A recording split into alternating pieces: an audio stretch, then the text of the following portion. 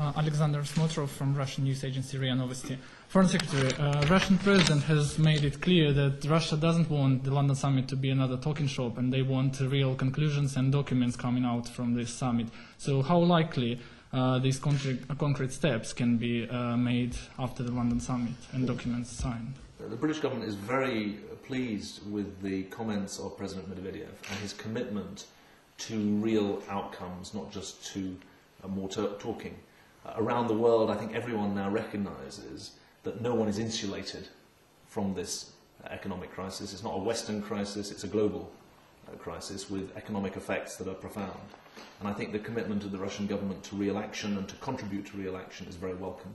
The first part of that must be the outstanding issues of financial regulation that were left over from the Washington summit. 47 issues were raised at the Washington summit where there needed to be practical reform. But I think since the Washington summit, the Prime Minister has led a process to show that there are links from the financial economy to the real economy. And that's why the summit is not just about stability, it's also about growth and it's about jobs. Because in all of our countries, it's growth and jobs that are the ultimate test of economic policy.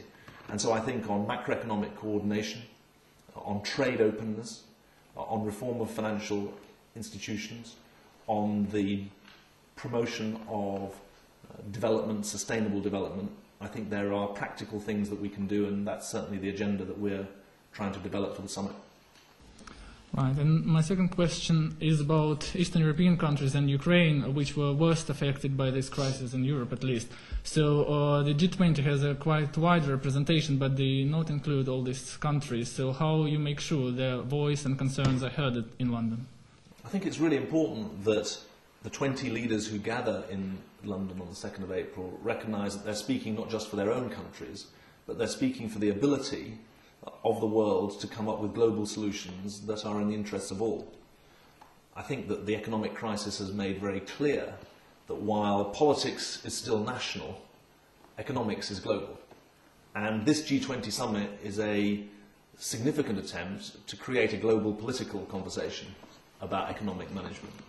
And so I think that for countries who feel that their leader isn't there, because they're not one of the 20 biggest economies, it's very important that the commitments of the leaders who are there speak for all the people of the world, not just some of them. Obviously, for Europeans, we are concerned about the situation east of Europe's borders, and we think it's very important that through measures like the Eastern Partnership, which the European Union is developing, they help to promote political but also economic stability in countries on its eastern border.